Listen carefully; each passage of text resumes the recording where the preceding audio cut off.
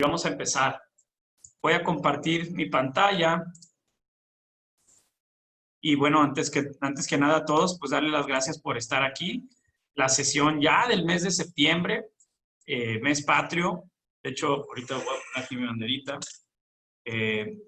Mes patrio y con muchas cosas que han pasado, tanto en la parte académica, en la parte institucional, social.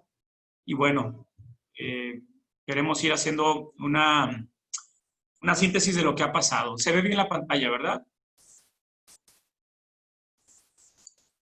Sí se ve bien, ¿verdad? Muy bien. Esto es lo que no se ve todavía bien, la banderita. Muy bien, pues bienvenidos a todos. Esta es la sesión académica del capítulo Nuevo León de la APM. Y bueno, es un gusto que estén acá. Doy gracias a los ponentes que en un momento presentaré por estar con nosotros. Dos ponentes de altísima talla, de altísima calidad, y estoy seguro que les va a gustar y les va a servir esta sesión a todos los que estamos aquí conectados. Por cierto, los socios de APM que han estado entrando en estas sesiones académicas, hemos llevado un registro de ustedes para, por supuesto, tener estos puntos académicos, porque pues, la certificación sigue siendo importante y al final del año daremos la constancia a aquellos que hayan acudido al 80% de estas sesiones académicas de APM. Muy bien, vamos a irnos por la agenda que está interesante. Estos son los órdenes de lo que vamos a llevar. Y voy a hablar un poquito sobre lo que ha pasado este mes y lo que viene para las siguientes semanas para la APM y para sus socios. Antes de empezar, quiero aclarar dos cosas. Esta sesión no es una sesión pagada por laboratorio. Eso a mí me da mucho gusto, que las sesiones académicas de APM, todo lo que ha sido la pandemia, y esta es ya la quinta sesión que hacemos, no ha sido ninguna sesión que ningún laboratorio ha tenido que pagar un speaker. Creo que han sido ponencias bastante buenas y creo que ese es el espíritu que debe tener una sociedad o una asociación, tener libertad en decidir qué temas son, qué ponentes son. Yo creo que eso es algo muy bueno que todos, ojalá esto se pueda quedar hacia adelante, y tener presencia de la industria también es bueno. Al final de cuentas somos aliados de alguna forma, es un ganar-ganar. Y particularmente se acercó con nosotros, muchos de ustedes lo conocen, Jerry Camarillo, del Laboratorio Sinton, para ofrecernos dos cosas: comentarnos que algunos, vamos a hacer al final ahí una dinámica para rifar 10 tarjetas de Starbucks y 10 Cinépolis Click. Yo creo que lo podemos hacer en base a los que fueron llegando de manera puntual, que los tenemos registrados aquí en la plataforma. Y bueno, vamos a hacer un breve comentario, Jerry, de su laboratorio, por favor, y ahorita pongo su video y con eso cerramos. Adelante, Jerry. Si le ayudamos, ahí está, perfecto. Sí, doctor. Gracias, doctor. Ay, perdón, buenas noches. Agradeciendo, yo también me presento, soy Patricia Olvera. Pati, buenas noches. Jerry me comentó que podía también estar presente. Les agradezco de antemano, doctor Arnaud, y esperando que ustedes se encuentren bien, así como todos sus seres queridos. Mi compañero Jerry Camarillo y yo, su servidora Patricia Olvera, pues nos ponemos a la orden y pues aprovechamos este momento para saludarlos. Jerry también nos va a compartir por ahí algún tema.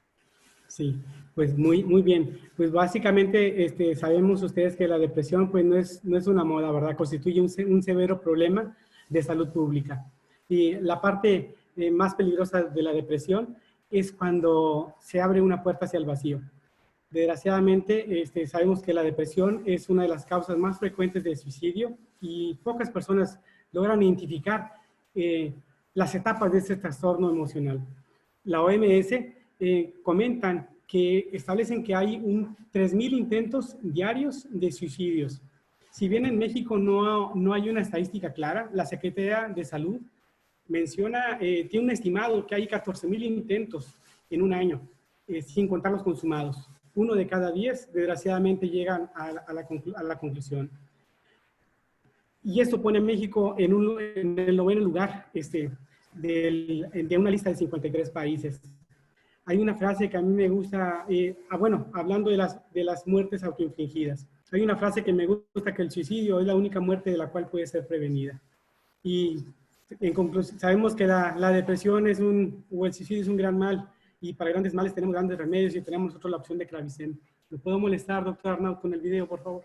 Muchas gracias, Jerry. Muchas gracias, Patricia. Y pongo el video y me dicen si se escucha. Gracias. No se Disculpa. escucha, no.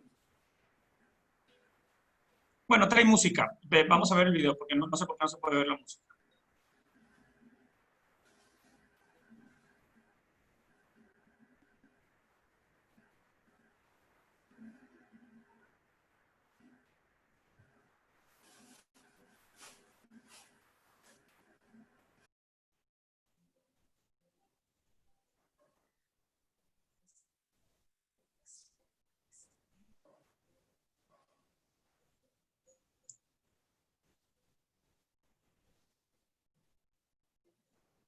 Creo que eso es todo, doctor. Pues como comentó mi compañero Jerry. Muchas gracias. Tenemos que cerrar. Sí, Patricia. gracias. Muchas gracias. Qué amables a ti y a Jerry. Gracias por ahí con el tema de los tarjetas de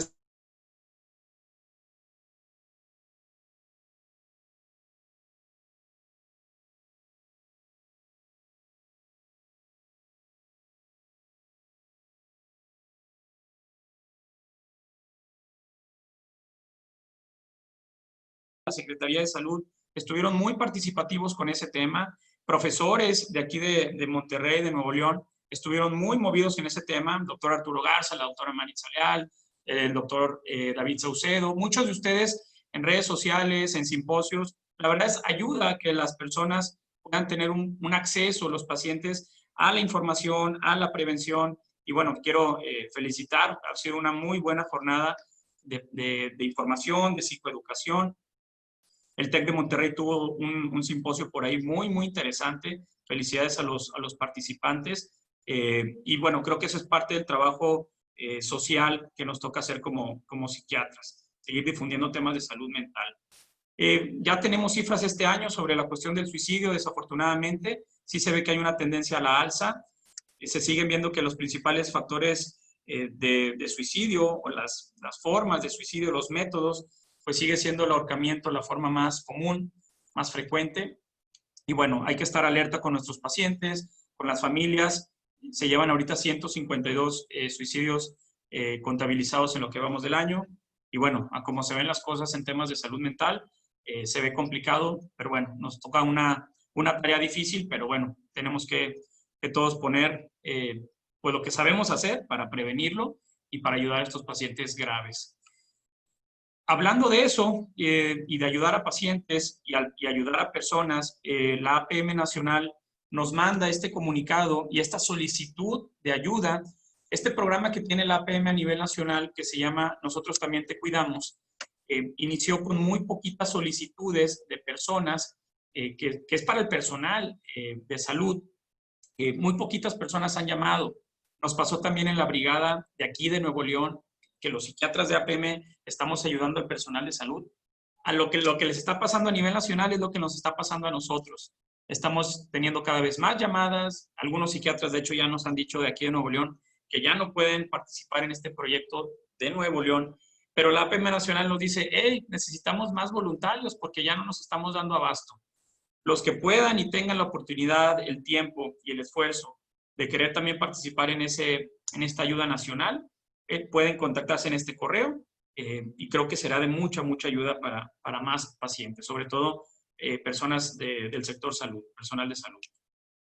Comentarles brevemente que APM Nuevo León ha coordinado ya desde hace 4 meses, 5 meses ya, un consenso de directores de hospitales psiquiátricos públicos y privados, por iniciativa del doctor Severiano en un momento y con el complemento de su servidor. Hemos llevado a cabo este consenso, llegamos ya a la 5ª reunión de directores de hospitales psiquiátricos. Se va a presentar un trabajo en APM Nacional de los resultados de este consenso y de recomendaciones. Los directores de hospitales de aquí de Nuevo León han estado muy participativos, la doctora Hilda Margarita, el doctor Estefan, el doctor Severiano Lozano, por supuesto, y les agradezco mucho que formen parte de este consenso, que sin duda va a dar cosas importantes.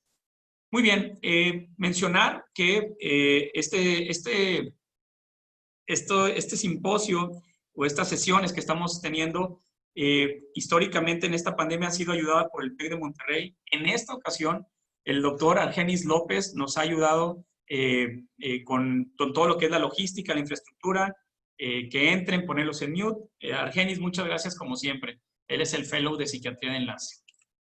Muy bien, estos han sido los hospitales que han participado en este consenso, por cierto.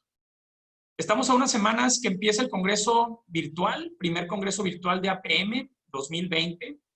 Estos congresos han sido todo un éxito en el mundo.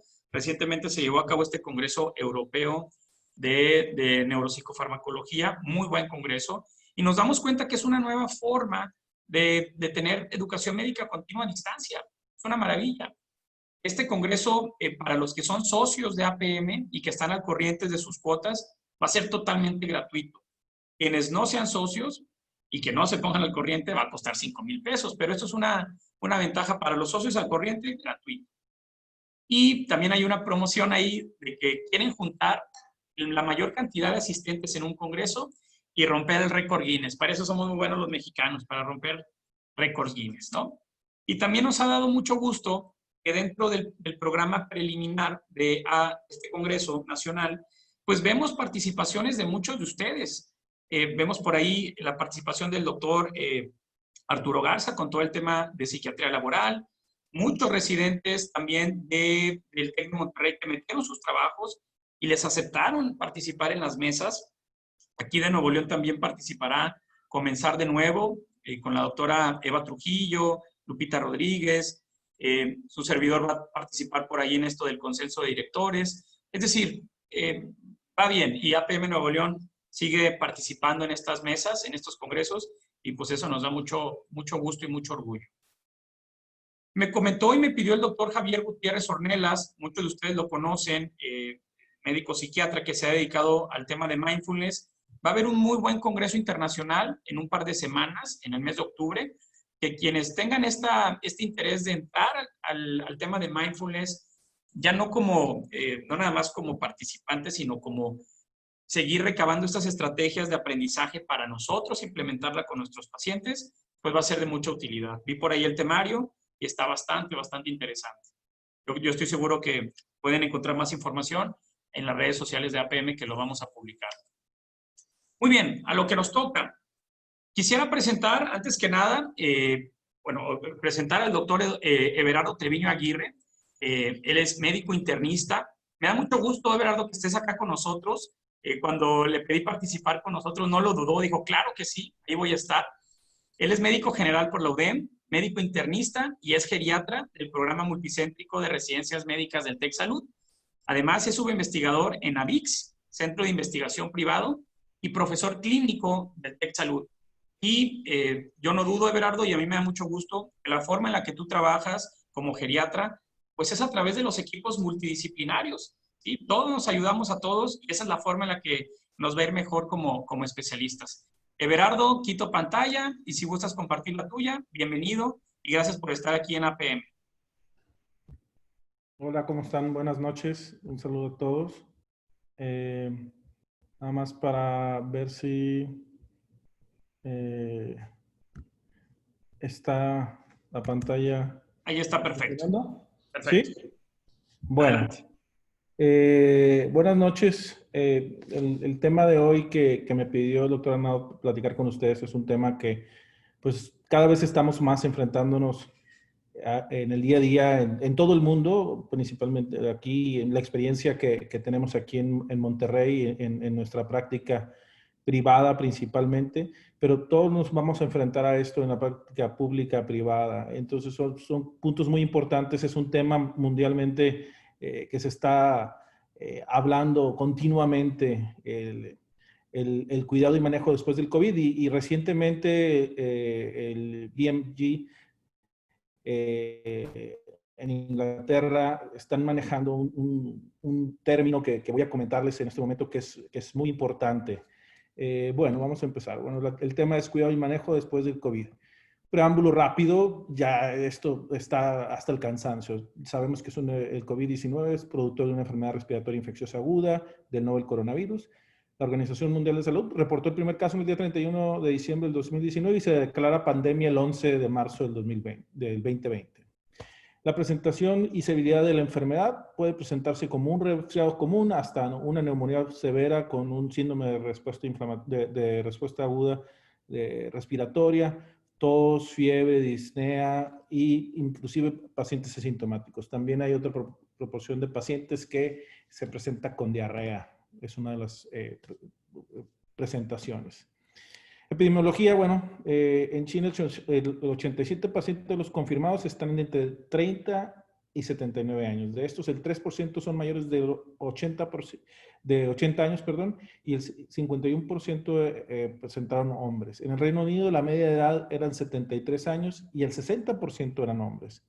Y en los Estados Unidos, el 31% de todos los casos eran mayores de 65 años. Entonces, estamos viendo continuamente en cada país, en Italia, en España, inclusive aquí en México, que los factores más vulnerables es la edad y las comorbilidades.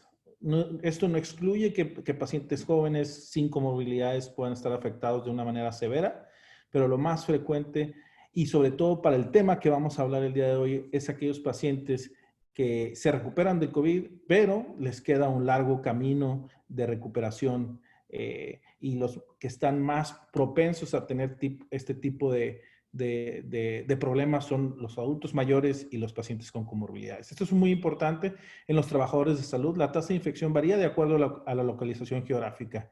En Estados Unidos un 18%, el Reino Unido un 10%, en China un 4.2%.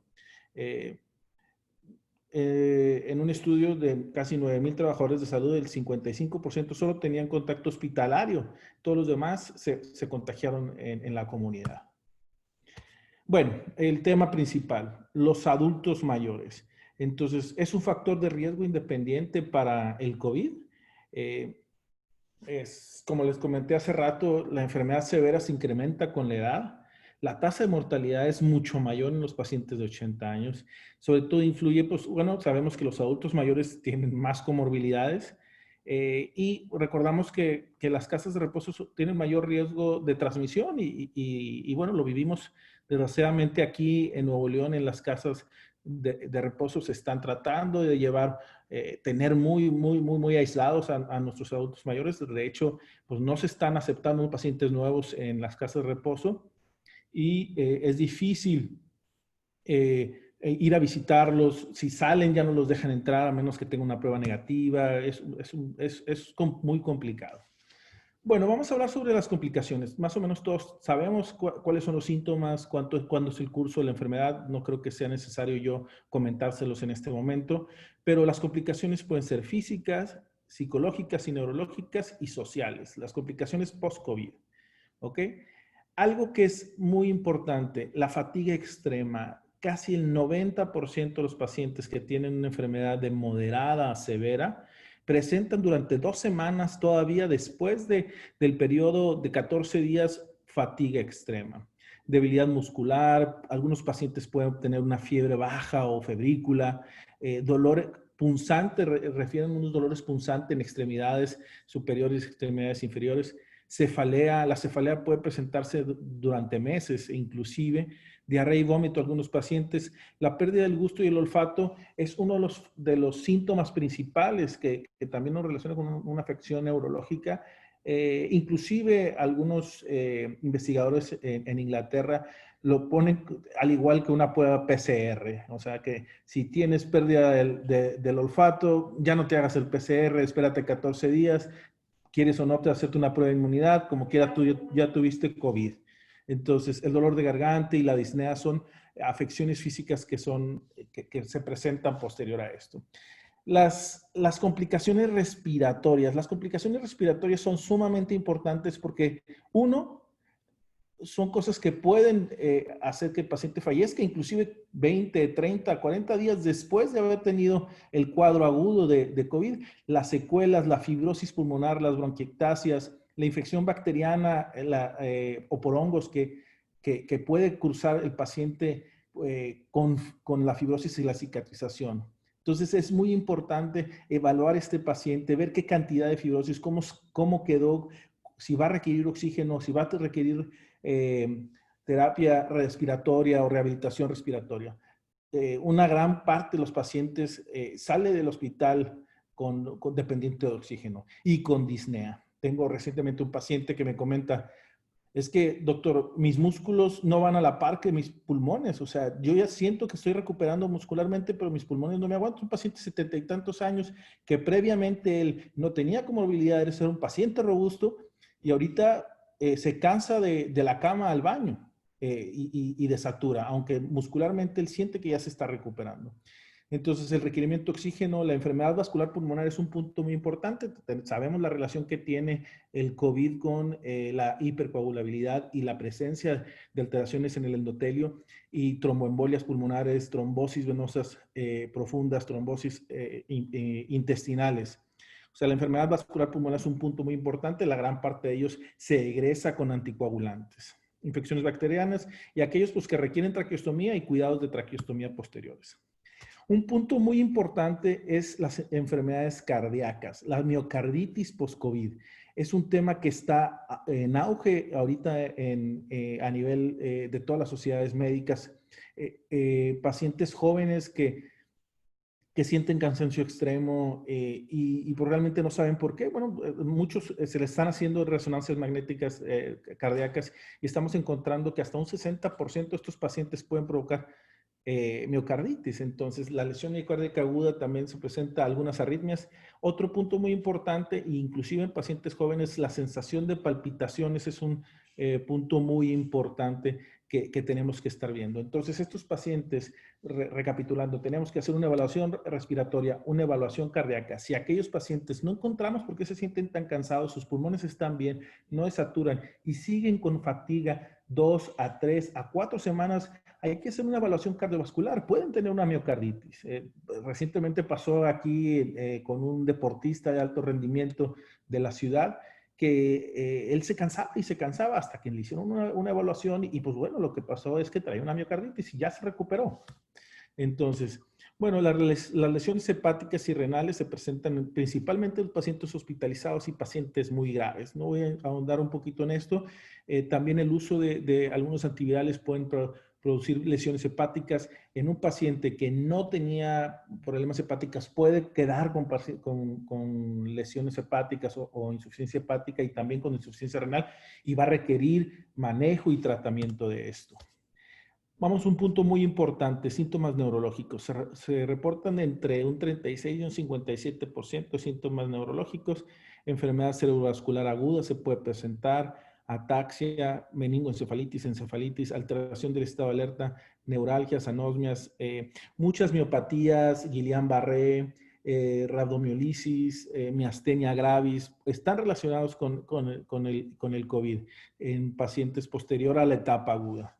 Se queja de dificultades cognitivas y delirium. Otro síntoma que constantemente mencionan los pacientes es que se sienten abotagados, que se sienten medios aletargados, no tienen insomnio y bueno, ya sabemos y lo vamos a mencionar, el estrés postraumático de tener una enfermedad aguda, de no ver a tus familiares durante 20, 25 días, estar intubado con una traqueostomía, merma mucho el estado de ánimo de los pacientes. Hay mucha depresión, están con trastornos de ansiedad. Tengo pacientes que están muy ansiosos con un temor a rehospitalización impresionante. Esto los hace que no quieran comer, los hace que se pongan polipneicos, que barran CO2. Entonces, también otros pacientes tienen una recurrencia del problema de salud mental. A lo mejor estaban controlados con sus medicamentos, tienen una hospitalización. Sabemos que a veces en la hospitalización los medicamentos psiquiátricos o los medicamentos los hacen a un lado y no se los dan porque pues optimizan, porque el paciente está intubado y todo. Entonces puede haber una recaída en estos problemas de salud mental. Otras complicaciones, bueno, choque séptico, coagulación intravascular diseminado, síndrome de secreción de citoquinas, principalmente interleucina 6. Aspergilosis es otro de los padecimientos que se están presentando en aquellos pacientes que tienen mucha cicatrización como un mecanismo de oportunista o que estuvieron asociados a ventilación mecánica. Y un punto muy importante que que afecta mucho al paciente que estuvo en estado crítico, la miopatía del enfermo en estado crítico. Estos los deteriora mucho, merma mucho su funcionalidad y sobre todo el estado de ánimo, porque el paciente se siente inútil, sobre todo aquel paciente que adulto mayor que era independiente, que podía realizar cualquier cosa. Entonces, eso es un punto muy importante. Otra cosa, los trastornos nutricionales, el paciente que se presenta en los pacientes críticamente enfermos y sobre todo con aquellos que tuvieron, que están teniendo trastornos de la deglución, úlceras por presión, son de las secuelas que tenemos que tratar. Bueno, ahora voy a tomar un término que ahora que estaba haciendo la plática me agradó mucho, que se llama Long COVID. Y es algo que desde julio en el British Medical Journal están tomando un auge porque ya hicieron un task force para estudiarlo. Entonces, lo describen como una enfermedad multisistémica que puede ser desde un cuadro muy leve hasta un cuadro muy severo. Los síntomas persisten por 3 o más semanas después del inicio de los síntomas. Un 10% pueden persistir más de 3 semanas de los pacientes que tuvieron. O sea, 1 de cada 10 puede presentar long COVID o COVID alargado o prolongado. Entonces, ¿qué depende? Bueno, las comorbilidades son muy importantes, paciente. La edad es un factor muy importante, la hipertensión, la diabetes. Tienen un impacto social y financiero muy importante en los sectores de salud, sobre todo porque pues, requieren un tratamiento multidisciplinario. Necesitan pues, continuar con atención médica, continuar con enfermería, continuar con rehabilitador, con terapia ocupacional, con nutricionista. Entonces es un gasto muy importante, sobre todo para el sector salud, pero también para el bolsillo del paciente. Entonces, 90% de los pacientes hospitalizados que se recuperaron persisten por lo menos con un síntoma 2 meses después. El 12% solamente no refirió síntomas relacionados al COVID en los próximos 2 meses. El 32% referían 1 o 2 síntomas y el 55% referían 3 o más síntomas. Entonces, casi la mitad de los pacientes por 2 meses todavía están refiriendo 3 o más síntomas. Es mucha sintomatología. Imagínense aquellos pacientes que trabajaban, que tenían que cuidar a algún paciente, pues no pueden funcionar. Eso es un factor muy importante. Y a veces si se forzan en ingresar o regresar al trabajo de manera temprana, pueden tener no recaídas del COVID, sino recaídas de las secuelas o las complicaciones del COVID. Más o menos es lo que les comentaba, la duración de días, el paciente qué cantidad se normaliza y un 10% dura 40 o más días sin normalizarse. Entonces, ¿qué se recomienda para aquellos pacientes que persisten con síntomas o que no han tenido una recuperación inclusive después de ser dado de altas? Pues buscar atención médica.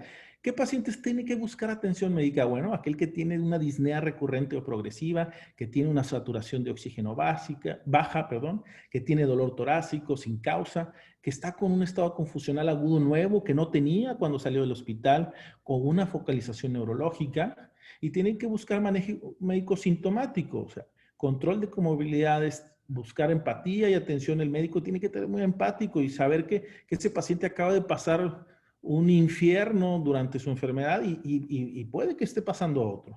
Entonces, hay que dar antibióticos por infección secundaria, tratar de complicaciones específicas, hacer rehabilitación pulmonar y física. Aquí tengo con la autorización de un paciente, les voy a mostrar, este paciente tuvo que ser internado por un problema de hiponatremia y quedó con mucha debilidad. Este era un hombre que tenía comorbilidades, pero un hombre independiente, fuerte. Y bueno, aquí vemos cómo está. Ahorita en este está un poquito mejor. Está haciendo su rehabilitación. Él me autorizó, dijo que quería compartir esto porque él tiene mucha ansiedad. Pero tiene una red social muy buena, sus hijas le echan muchas ganas, tiene los recursos para hacer rehabilitación. Entonces, él pues está cada vez mejor, cada vez más independiente. Ahí vemos que ya no tiene oxígeno haciendo algunos ejercicios. Y aquí vemos que cada vez, este es un video del día de hoy que me permitió hacerlo y cada vez va más independiente, ahorita ya no lleva ayuda. no hay que temerle al oxígeno. El oxígeno nos va a ayudar a hacer muchas cosas, no te va a demeritar. Tenemos que ir disminuyendo el requerimiento. Muy bien.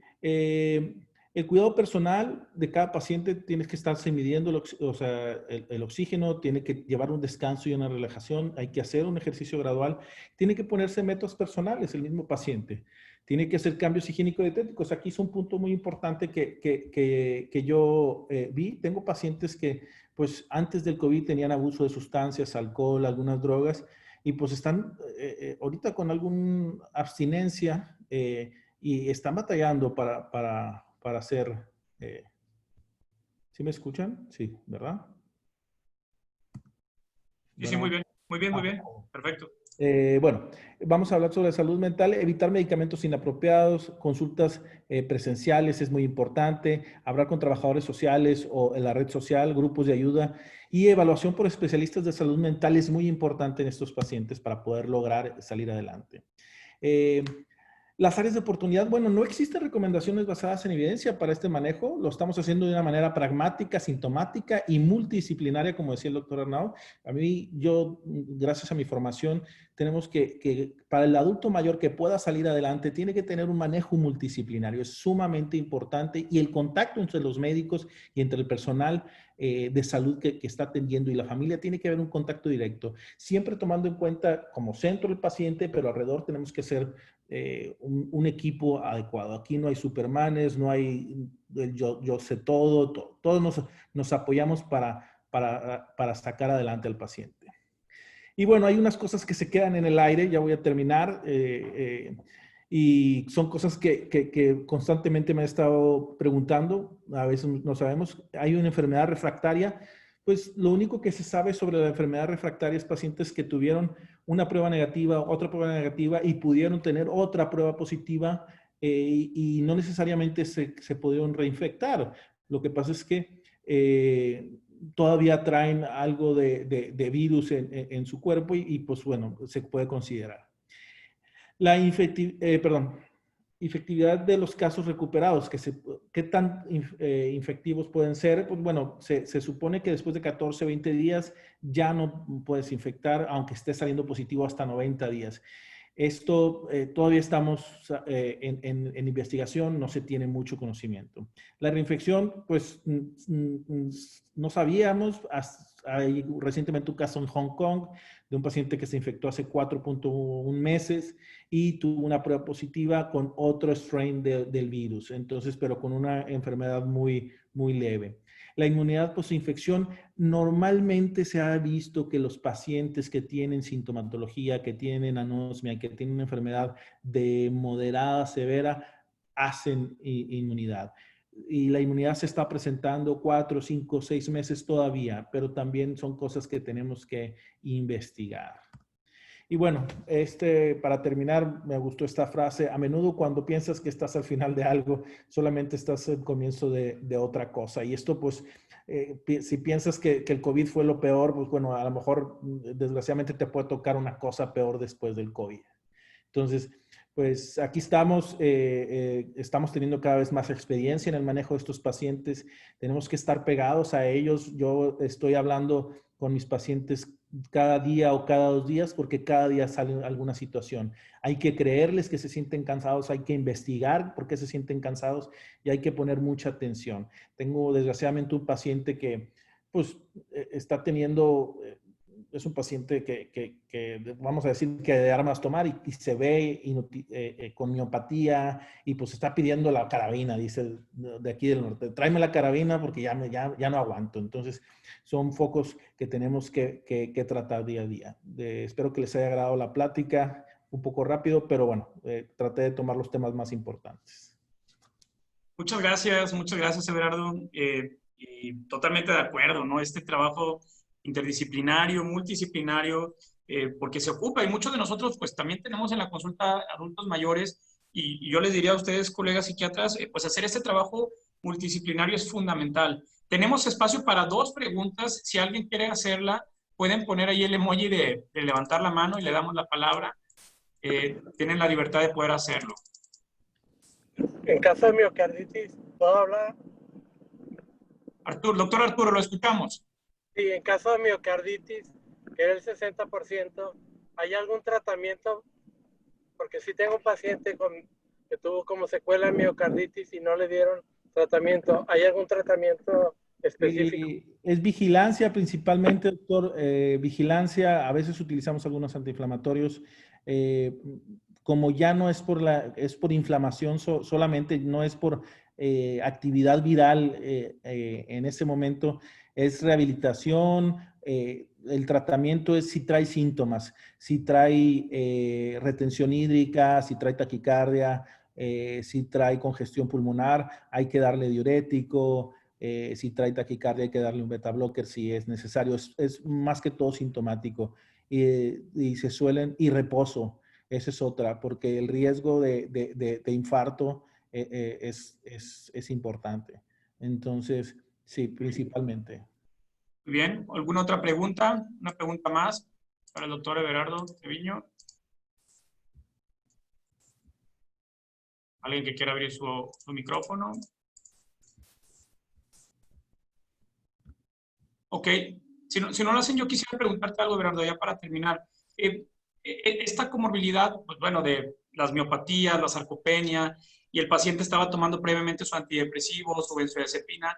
¿Qué es lo que has visto tú? ¿Es más la posibilidad ahorita de que ustedes, o los infectólogos, los internistas, estén más bien retirando medicamentos que poniendo medicamentos, hablando de los psicofármacos? Es decir, ¿es más probable que un paciente le intente retirar un antidepresivo que poner un antidepresivo? Porque es lo que estamos viendo con algunos pacientes. No sé ustedes qué es lo que han estado viendo.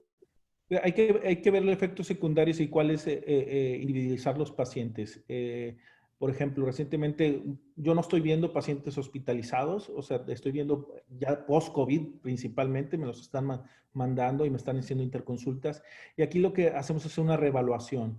El paciente pudo haber estado utilizando antipsicóticos porque estuvo con delirio, estuvo muy inquieto y queriendo quitar, pero cuando sale del hospital yo hago una reevaluación y veo que a lo mejor eso no está dejando que el paciente evolucione de manera adecuada. Entonces hay que hacer ajustes dependiendo si el paciente tenía antecedente de abuso de sustancias, pues a lo mejor pensar en utilizar alguna benzodiazepina que pueda ayudarle un poquito a calmar la ansiedad y algún otro medicamento que pueda ayudarle. Y tomar la decisión recientemente el paciente que acaban de ver, él tuvo hiponatremia, llegó a 108 de sodio, tuve que retirarle, él estaba con un antidepresivo, lo tuve que retirar, lo internamos, le dieron tratamiento, mejoró el sodio, pero salió a casa y volvió a estar deprimido. Entonces, a una dosis baja y monitorizando el sodio, reiniciamos un antidepresivo que fuera adecuado y hemos visto un cambio impresionante en él. En estas últimas semanas que reiniciamos el antidepresivo,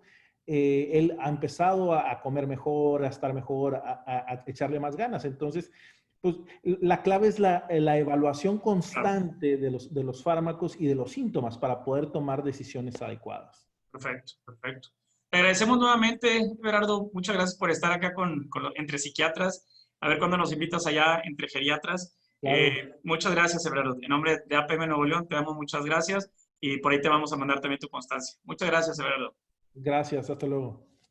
Muy bien, voy a compartir pantalla y lo que sigue a mí me da pues un gusto enorme y es un honor, yo diría que es un honor, porque hay pocas personas en México de por sí hay pocas personas en México que se pueden dedicar también a la investigación y hay pocos que puedan destacar tanto como el doctor Guilherme Borges, que por aquí ya está conectado. Muchos de ustedes lo han leído, lo han visto, lo conocen. Le comparto, doctor, que los estudios de suicidio y la epidemiología del suicidio que me tocó leer en la residencia, pues era nada más leer al doctor Borges, ¿no? Cuando hablamos de suicidio en México, lo publicado, lo investigado y publicado en revistas importantísimas, pues es de su investigación. Voy a leer brevemente el currículum del doctor Guilherme Borges y nos vamos a su ponencia. El doctor Guilherme Borges es psicólogo de la UNAM, con una residencia en salud pública, en una maestría en epidemiología en la Escuela de Salud Pública de México y recibió su doctorado en epidemiología en 1996 en el Instituto Nacional de Salud Pública, con una afiliación doctoral en la Escuela de Salud Pública de la Johns Hopkins University en Estados Unidos y realizó su afiliación postdoctoral también en la Escuela de Medicina de Harvard. Tiene estancias como investigador invitado en la Escuela de Salud Pública de Harvard, en la Organización Mundial de la Salud, fue profesor invitado en el Departamento de Psiquiatría de la Universidad Autónoma de Madrid, es investigador senior en el Instituto Nacional de Psiquiatría Ramón de la Fuente Muñiz y miembro del nivel del Sistema Nacional de Investigadores SNI-3. Es profesor y tutor de epidemiología en programas de maestría y doctorado de la Facultad de Medicina de la UNAM, y él ha sido mentor de 38 estudiantes de psicología, epidemiología, medicina social y salud pública. Ha publicado alrededor de 408 artículos de revistas y capítulos de libros en español y en inglés en el área de abuso de sustancias, suicidio y epidemiología. Más de 38,000 citas. El doctor Borges se desempeña como miembro del capítulo de trastornos por sustancias para el DSM-5, participa actualmente en la revisión del DSM en este apartado, en el grupo de expertos de alcohol, del consumo de sustancias. Y bueno, ha recibido múltiples premios. La verdad es que es un honor, doctor, que esté con nosotros. Recientemente también estoy enterado de recibió este gran premio. Y bueno, ¿quién mejor que usted, doctor, para hablarnos el día de hoy, en este mes, en la prevención del suicidio, como usted, doctor, con su humildad, con su amabilidad? Y bueno, es un gusto tenerlo acá en Monterrey, doctor. Bienvenido. Y adelante, puede compartir pantalla y mucho gusto, doctor. Gracias. Bueno, en primer lugar, déjame agradecer por esta tan amable introducción, doctor Arnaud. La verdad es un gusto estar aquí con ustedes, que me den la oportunidad de mostrar parte del trabajo que realizamos en el instituto. Encantado. Déjame compartir la pantalla entonces.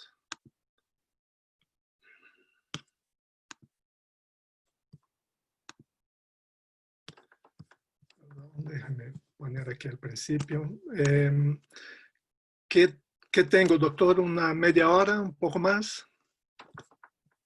Sí, doctor, lo que usted ocupe. Es usted bienvenido y lo que usted tenga que abordar. Adelante. Okay. Bueno, voy a tratar de hacer esta presentación, digamos, en como unos 40 minutos. Si puedo, un poco menos, para que no se les haga tan tarde. Bueno, la idea es presentar una panorámica del problema del suicidio en México, sobre todo desde el punto de vista epidemiológico, ¿no? Para comenzar, veamos los datos de mortalidad. Como ustedes saben, la agencia mexicana que nos reporta en forma oficial los datos de mortalidad es el Instituto Nacional de Geografía, el INEGI. El INEGI reportó para el año 2017 alrededor de 6.472 defunciones, prácticamente 5 defunciones masculinas por cada defunción femenina. Ya hay algunos datos más recientes, acaba de publicar el INEGI los datos del 2018, son muy parecidos en términos de los aspectos epidemiológicos generales, aunque ha habido un incremento un poco en relación con los datos del 2017. ¿Qué es lo que tenemos acá para el 2017? Bueno, en el caso de los hombres, un aumento muy elevado para la población de 15 a 19 años y un ápice en la población de 20 a 24 años. Esta tasa de suicidio en la población masculina tiende a disminuir después de este ápice y hay un pequeño incremento todavía después en la población de tercera edad. En el caso de las mujeres, el incremento se da un poco antes en la población de 15 a 19 años y después de eso tenemos una disminución prácticamente constante a través de los diferentes grupos de edad. Para el año 2017, los suicidios fueron la segunda causa de muerte más importante desde los 15 hasta los 29 años de edad. Y para los de 30, 40 a 34 años es la quinta causa de muerte. Entonces estamos hablando de algo muy importante para la población joven, aunque aprovechando un poco la excelente exposición anterior, también estamos interesados en población geriátrica, ¿no? También tiene mucha relevancia. En el caso de esta población para el 2017, la forma principal o el método principal utilizado en México es el ahorcamiento o sofocación con el 80%, el 82% para hombres y 3/4 partes para las mujeres. En el caso de los hombres, la siguiente causa es el disparo de arma de fuego y ya después envenenamiento.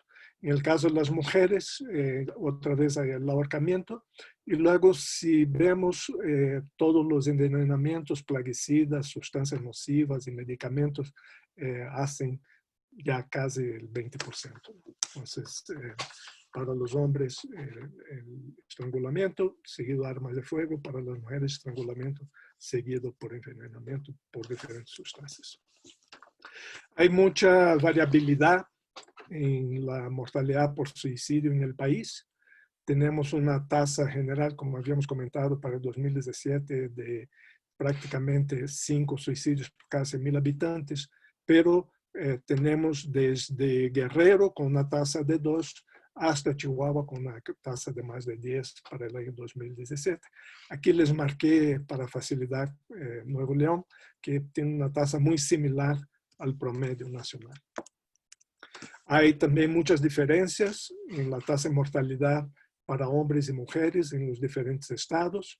En el caso de los hombres, el estado con la tasa más elevada es Aguascalientes, con alrededor del 18 por 100,000 habitantes. Y el más bajo, Oaxaca, con una tasa que apenas llega a 4 por 100,000 habitantes. Otra vez aquí está el promedio nacional. Y Nuevo León en la tasa de mortalidad para los hombres también. Nuevo León podemos ver que está ligeramente por arriba del promedio nacional. Para el caso de las mujeres, la tasa más elevada en Chihuahua, que no llega a 5 por 100,000 habitantes, y una tasa muy bajita en Oaxaca. Nuevo León está por abajo del promedio nacional para la mortalidad por suicidios en las mujeres. Esos son, digamos, los datos oficiales que usamos para el suicidio en el país. Sin embargo, cuando queremos hacer alguna comparación en el espacio, en el tiempo, hay fuentes actuales que son de uso más, digámoslo así, disponible en términos de la información, que proviene del llamado Instituto de Métricas de Evaluación de la Salud, IHME por sus siglas en inglés. Es este instituto que está en Seattle, en Estados Unidos, muy conocido ahora por todas sus estimaciones del impacto del COVID en la mortalidad en diferentes países. Entonces, el IHME, la ventaja que tiene es que tiene este estudio de la carga global de la enfermedad, que permite hacer una comparación en los diferentes países. Esto en el caso del suicidio es muy relevante porque la bondad de los diferentes sistemas de registro para, en particular, determinar la causa de muerte como suicidio varía mucho entre los diferentes países. Entonces, si uno compara los datos directos del INEGI con los datos, por ejemplo, de Suecia o de Estados Unidos, hay mucha variabilidad en la bondad de las estadísticas vitales. Entonces, este instituto lo que ha hecho es un proceso de homogeneización muy estándar para los diferentes países y diferentes procedimientos para la estandarización de tasas que nos facilitan la comparación. La última publicación del GBD, por sus siglas Global Burden of Disease, sobre suicidios son del 2016, y lo que ellos reportaron entonces es que a nivel global un poco más de 800,000 muertes. El suicidio representa el 1.49% de todas las muertes a nivel global. y una tasa para todas las edades de 11.1 suicidios por cada 100.000 habitantes. Nos recordamos que la tasa estandarizada en México para el 2016 fue de 5.95. El número total de muertes por suicidio a nivel global aumentó entre 1990 y 2016, un 6.7%, pero este aumento en el número de muertes en realidad tiene que ver con cambios en la estructura poblacional. Si vemos en términos de tasa de mortalidad estandarizada, de hecho hubo una disminución de casi el 33% en la tasa de mortalidad por suicidios a nivel global. Entonces tenemos aquí la distribución de esta tasa de suicidio a nivel global. Tenemos la tasa en México, 5.95 para el 2016, y lo comparamos con la tasa global, 11.1.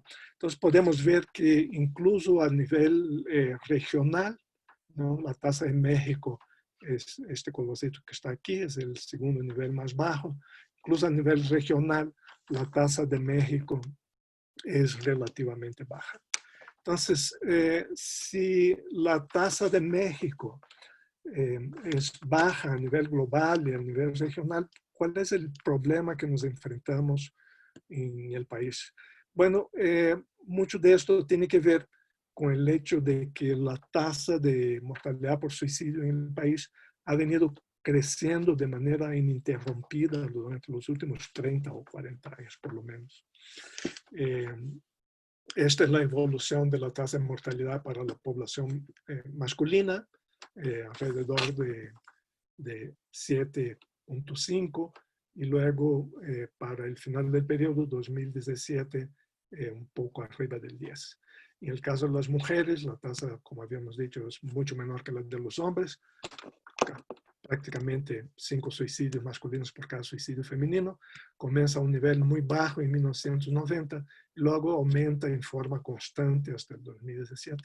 Es importante este formato de la curva de la población masculina, porque lo que vemos es que alrededor del año 2007 hubo un incremento muy grande y luego una pequeña disminución de la tasa que, sin embargo, a partir del 2013 sigue en un patamar más elevado de lo que teníamos en el periodo anterior. Pero esta forma de la curva nos va a explicar una tendencia reciente importante. Como dijimos, a nivel global el suicidio disminuyó casi el 33% y varios países, incluyendo México, participaron del Plan de Acción para la Salud Mental, y este Plan de Acción para la Salud Mental de la Organización Mundial de la Salud planteaba que del 2013 al 2020 había la meta de reducir en 10% la tasa de suicidio. Entonces, todos los países que firmaron este plan de alguna manera estaban de acuerdo en esta reducción. ¿Y qué es lo que encontramos en México? A diferencia del nivel global, que para el 1990-2016 disminuyó el suicidio en 33%, en México para este periodo el suicidio aumentó en casi el 50%. El aumento es casi el doble en las mujeres en comparación con los hombres. Sin embargo, en los periodos más recientes, el incremento de la tasa de suicidio en México es más baja. Si vemos para el periodo del 2000 al 2017, el incremento es del 20%.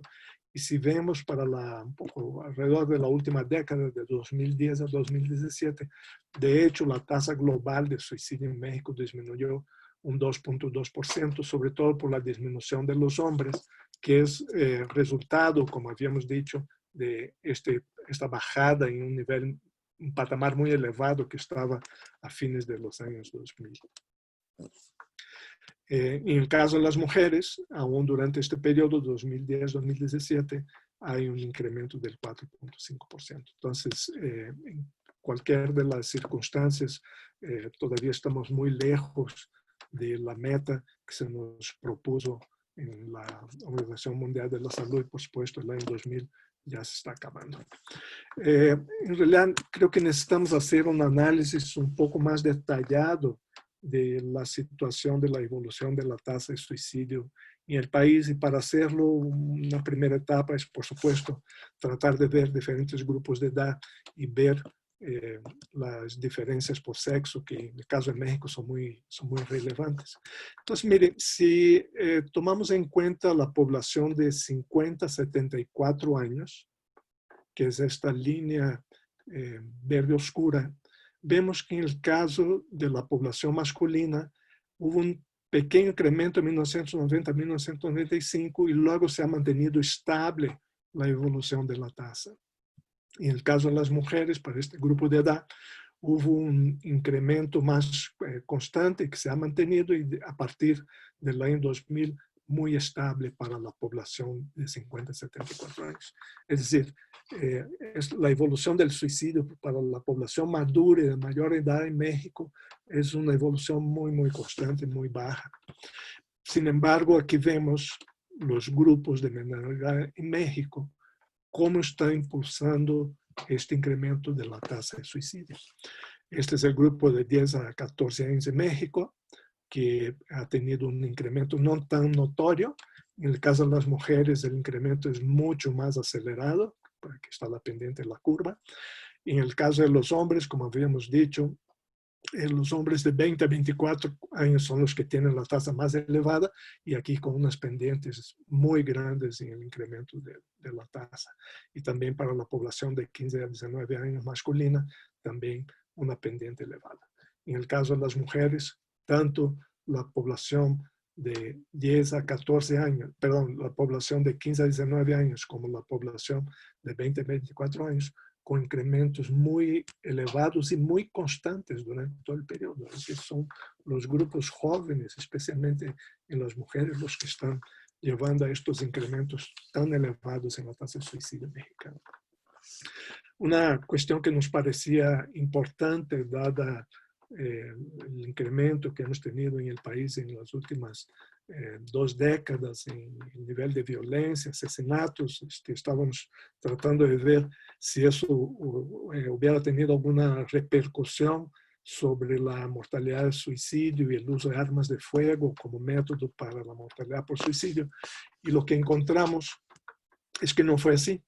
Es decir, la tasa de mortalidad por suicidio por el uso de armas de fuego, que es esta línea en rojo, prácticamente permanece constante, si acaso ha disminuido en los últimos 20 años. En el caso de las mujeres todavía esto es más notorio.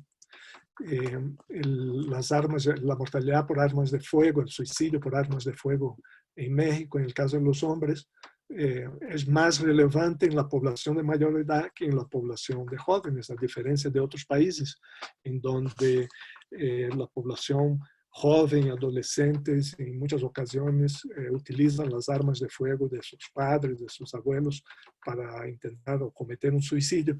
En el caso de México, en realidad, es en la población de mayor edad en donde tiene más relevancia el uso de este método. En el caso de las mujeres, eso también se nota, aunque el porcentaje de uso de armas de fuego en las mujeres es muy bajo en el país. El cambio que habíamos visto para la evolución del suicidio en el país también tiene una contraparte en las diferentes regiones y estados de la República. Entonces vemos para el caso de los hombres el promedio de incremento durante el periodo 90 a 2017 es del 41.8%.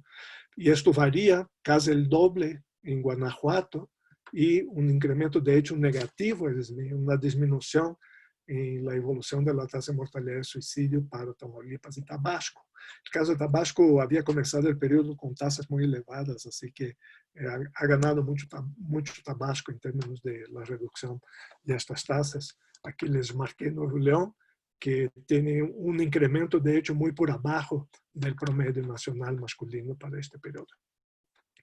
En el caso de las mujeres, para el periodo 90-2017, el incremento es de casi el 84%, mucha variabilidad en el país, pero si vemos acá, en el caso de las mujeres, en todos los estados de la República, los incrementos son positivos. En el caso de Chihuahua, es en donde encontramos un aumento del 120%. En el caso de Nuevo León, el incremento es alrededor del 80%, de hecho un poquito más bajo que lo que vemos a nivel nacional. En el caso de Oaxaca es el estado con el menor incremento en la mortalidad por suicidio en las mujeres, pero aún así es casi del 40%. Si vemos aquí un mapa, el otro problema que nos preocupaba era, bueno, si estamos viendo esta aceleración y este incremento tan marcado en la mortalidad por suicidio en la población joven, la duda sería, bueno, hay algunos estados de la República que en realidad estén concentrando este incremento, será alguna cuestión, digámoslo así, de moda, que ahora se reporta suicidio en población joven. Entonces, tratamos de ver estos cambios en estos grupos de edad muy jóvenes. Y lo que vemos tanto para hombres como para las mujeres es que no es así. O sea, por supuesto, hay algunos estados en donde el incremento en la mortalidad por suicidio para la población de 10 a 14 años es muy elevado, pero no es que haya una concentración únicamente en estos estados.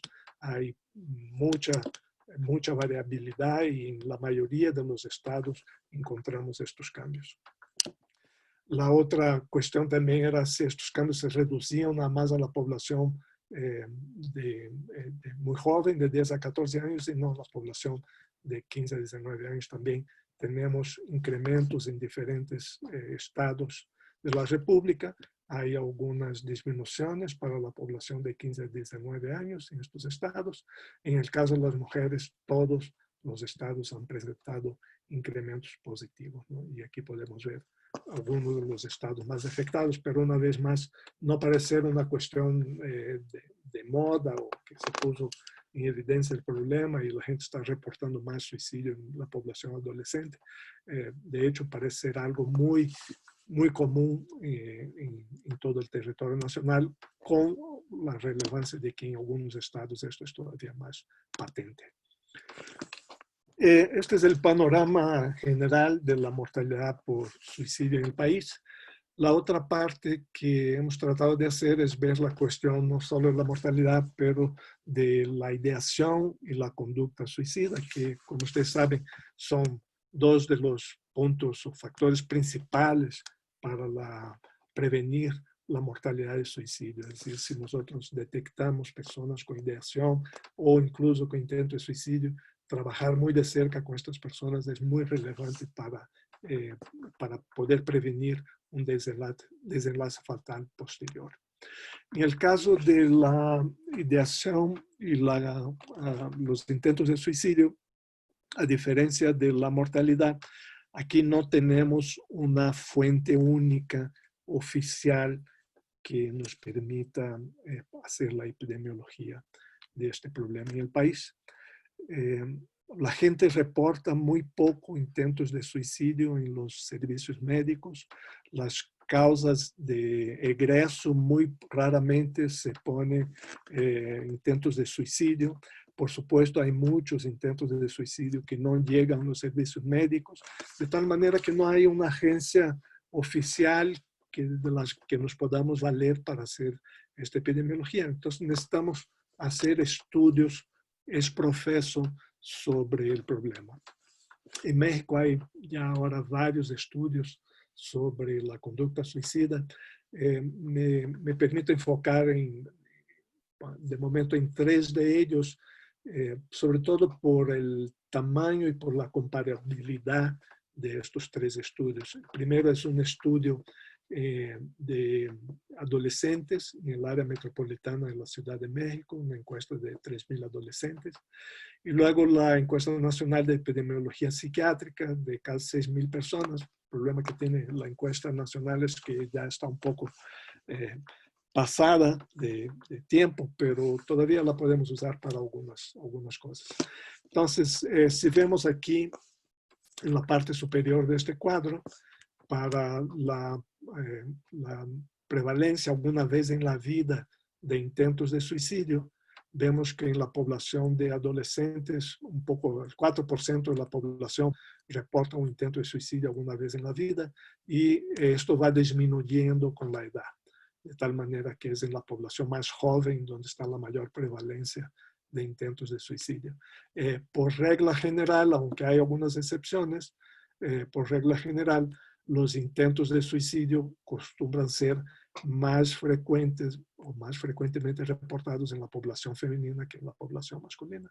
3 veces más para la población adolescente y alrededor de 2 veces más para la población de 18 a 29 años. Para la población mayor, en realidad aquí tenemos un reporte más elevado de la población masculina.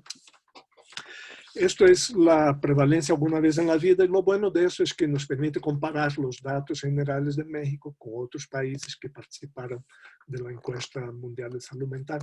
Entonces México en total, para la población total, hombres y mujeres de todas las edades, la prevalencia en México es de 2.7% de intentos de suicidio alguna vez en la vida.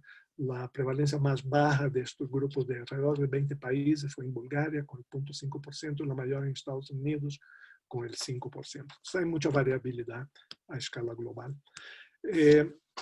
Aunque es importante la cuestión de intentos alguna vez en la vida, nos preocupa mucho más la cuestión de los intentos recientes, porque eso está muy relacionado, por supuesto, con algunos aspectos de severidad y la necesidad de atención clínica de estas personas. Entonces, la encuesta más reciente que tenemos es la que antes se llamaba Encuesta Nacional de Adicciones, que ahora se llama ENCODAT, que es la Encuesta Nacional de Consumo de Drogas, Alcohol y Tabaco. Y la ventaja de esta encuesta es que es muy grande y entonces permite tener estimaciones más o menos estables de la prevalencia de intentos de suicidio en los últimos 12 meses. Entonces, otra vez para la población de adolescentes, 1.3% reportó intento de suicidio en los últimos 12 meses. Digamos que 1 de cada 100 adolescentes en los últimos 12 meses en México intentó suicidarse. Esta prevalencia baja al 0.8% para la población de 18 a 29 años y únicamente 0.5% para la población de 30 a 65 años. Es decir, alrededor de solo una persona entre 200 de la población adulta madura reportó un intento de suicidio. La ventaja de la ENCODAT, como es una encuesta tan grande, nos ha permitido por primera vez reportar la prevalencia de intento de suicidio, no solo a nivel nacional, sino a nivel de los diferentes estados. No los voy a torturar con este cuadro, ni se alcanza a ver bien. Básicamente, los puntos importantes acá es que no solo nos permite reportar la prevalencia, sino hacer una serie de ajustes que son importantes. Y al hacer estos ajustes, lo que encontramos es que cuando comparamos las prevalencias de ideación, planes e intentos de los diferentes estados, y los comparamos con el nivel nacional, solo Tabasco tuvo un riesgo 2 veces mayor para ideación, planes e intentos. Los otros estados generalmente tuvieron prevalencias que son a todas luces similares al promedio nacional, y de repente algún estado tiene una prevalencia de ideación más elevada, pero no de plano intento. Solo Tabasco fue consistentemente más elevado que el promedio nacional. Y también nos permiten estos modelos no solo reportar, como hicimos antes, las prevalencias, sino ver ya con modelos más complejos qué tan diferentes son las prevalencias, por ejemplo, de intento de suicidio de la población de 12 a 17 años comparado con la población de mayor edad. Lo que vemos es que la población de 18 a 49 años tiene la mitad del riesgo de la población de los adolescentes y la población de mayor edad tiene solo 1/3 del riesgo de intento de suicidio que la población adolescente. Entonces, vemos acá cómo va confluyendo los datos de la epidemiología, la mortalidad por suicidio y la epidemiología, los intentos de suicidio en el país. Es una comparación general de los datos de México para ideación suicida con algunos datos recientes de estudios que están haciendo sobre población universitaria de diferentes países. Lo que vemos acá es la prevalencia de 12 meses de ideación suicidio para los estudiantes universitarios de primer ingreso, prácticamente el 10% en México. Y luego hay poblaciones como Australia con el 25%, o aquí África del Sur también con 25%. Entonces México está reportando un nivel intermedio de ideación suicida. Muchas personas quieren saber cuál es la relación numérica entre los suicidios y los intentos. Hay diferentes datos que podemos utilizar, pero aquí queríamos reportar los datos para la población nacional. Entonces, como tenemos esta encuesta nacional del 2016 de prevalencia de intento de suicidio, entonces, digámoslo, si el 1% de la población mexicana reportó un intento de suicidio, podemos usar este porcentaje para la población de 12 a 65 años, que es el límite inferior y superior de la encuesta. Y si la prevalencia es del 1%, pues ¿cuántos intentos de suicidio hubo en el país en el 2016? Y podemos comparar este número de intentos de suicidio con el número de muertes que hubo en el país en este mismo año para esta población de 12 a 65 años. Y aquí hicimos el ejercicio también para la Ciudad de México. La encuesta nacional de la ENCODAT, no solo se pregunta cuál fue la última vez que la persona intentó suicidarse, sino también que le pregunta si este intento de suicidio llevó a algún tipo de atención clínica y médica. Entonces, tenemos intentos generales, intentos muy severos que llevaron al uso de servicios de salud. Entonces, en el caso de México, podemos decir que hay 111 intentos por cada suicidio consumado y 30 intentos con repercusiones clínicas por cada suicidio consumado.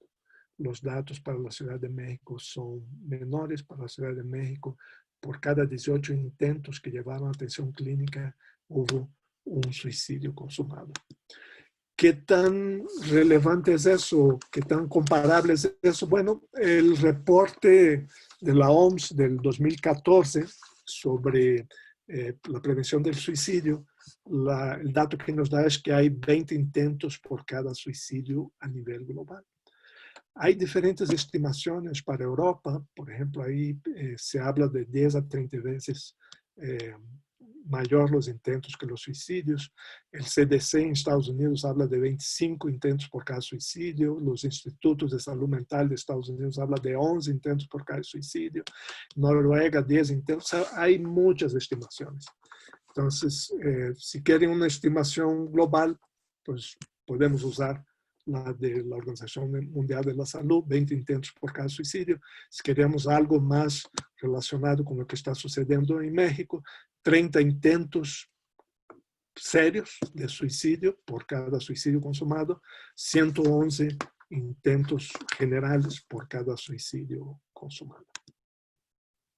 Otra cuestión que es importante, dado el contexto del incremento del suicidio, la mortalidad por suicidio en el país, es qué tanto ha estado incrementando no el suicidio, sino la conducta suicida, es decir, la ideación, los planes y los intentos de suicidio. Y bueno, si no tenemos fuentes oficiales para saber la prevalencia de intentos de suicidio en el país, mucho menos tenemos para ver incrementos posibles o no dentro de estos intentos. Pero hay un par de estudios que hemos tratado de hacer. Déjenme comentarles uno que ya está publicado, el otro todavía está en elaboración. Lo que tratamos de hacer acá es ver la conducta suicida para la población de adultos jóvenes en la Ciudad de México y área metropolitana. Es decir, tenemos un primer estudio que se hizo en el 2001, población de 19 a 26 años de la área metropolitana, y luego se repitió el cuestionario muy similar para el 2013 para esta misma población. Entonces, lo que estamos comparando acá es qué tanto intento de suicidio se reportó en el 2001, qué tanto en el 2013, y ver qué es lo que encontramos, qué es lo que vemos. Para la ideación suicida, para el 2013 se reportaron 3 veces más que en el 2001.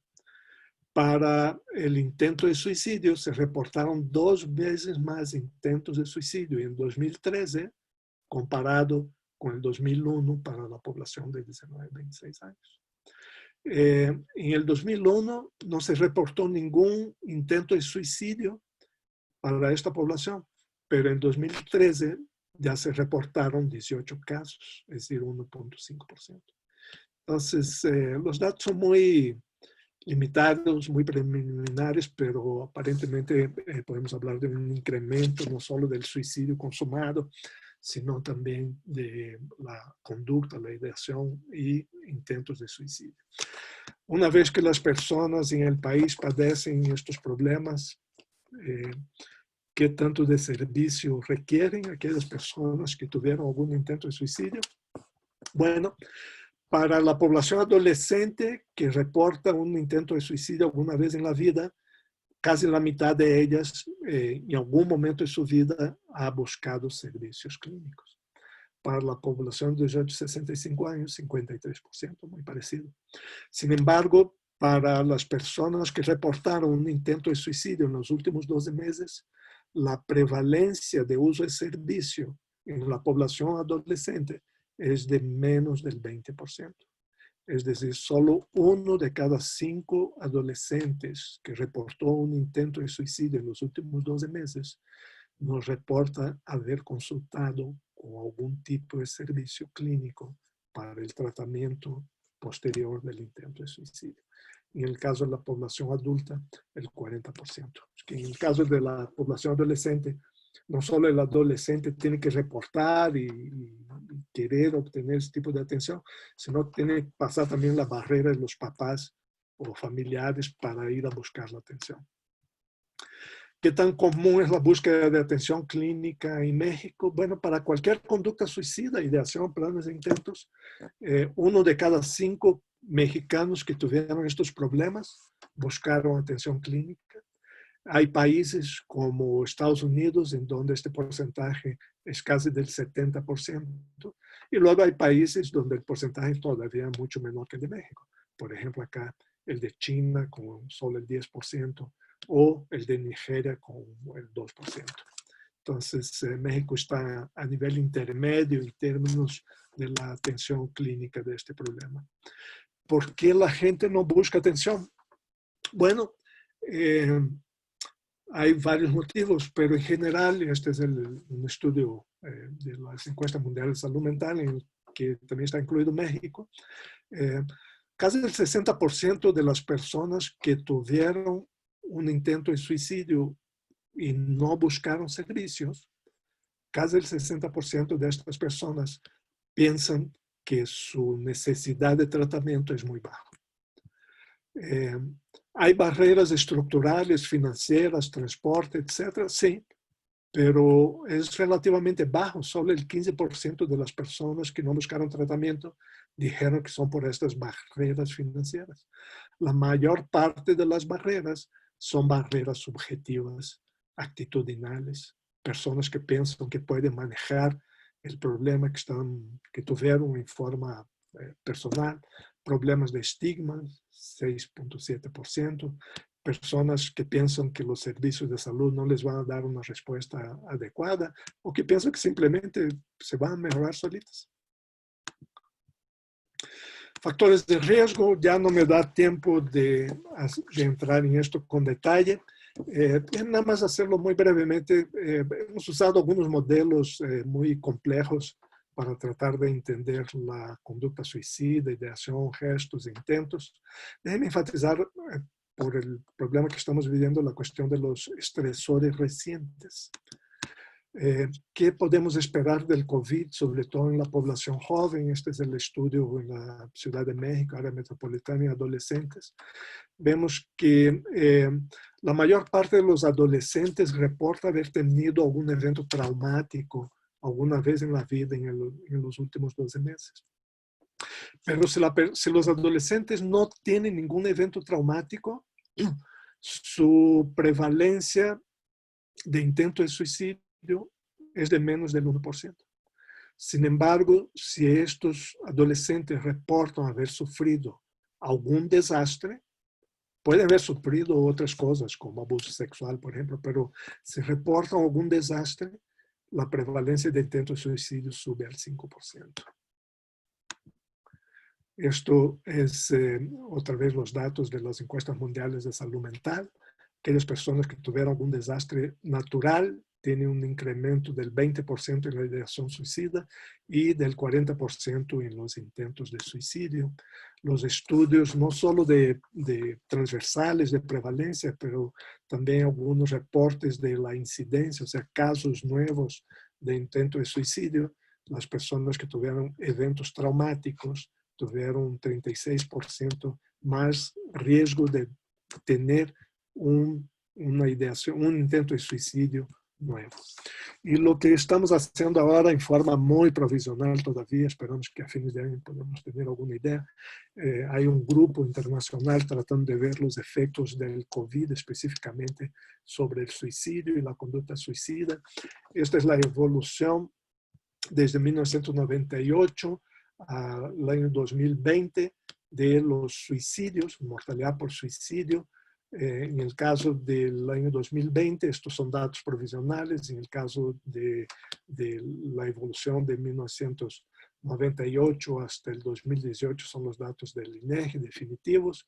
Esos son como para el 2020 solo teníamos al momento de hacer esta gráfica los datos hasta junio, es decir, los primeros 6 meses. Entonces los que tenemos acá son número de casos de suicidio de enero a junio de 1998. Enero a junio 1999 y así sucesivamente. El último año es el 2018, es el último año para los que hay estadísticas oficiales. Entonces vemos que para la Ciudad de México desde el año 2015 se reporta una disminución en los suicidios en el primer semestre del año para todos estos años, y para el 2020 tenemos aquí este brinco casi regresando al nivel del 2018. Otra vez estos datos son muy provisionales, pero es algo que estamos trabajando en este momento. Seguimos utilizando la guía de la Organización Mundial de la Salud para la prevención del suicidio. Es una guía muy importante. Es muy importante la cuestión de luchar contra los mitos que existen en la población con relación al suicidio. Hay mucho que podemos hacer en este sentido. Ya vimos todos los problemas relacionados con los aspectos subjetivos para la obtención de servicios. Un punto muy importante para la prevención del suicidio tiene que ver con la existencia de programas nacionales de prevención del suicidio. Hay 28 países que ya lo tienen. México está a punto de lanzar. De hecho, pensábamos que iba a haber un lanzamiento del programa el pasado día 10. Eso creo que se ha pospuesto, pero ya estamos caminando en ese sentido. Entonces, en resumen, en contrario a la tendencia mundial, el suicidio en México ha aumentado en los últimos 30 años. Sin embargo, se ha estabilizado, incluso disminuido entre los hombres en los últimos 7 años.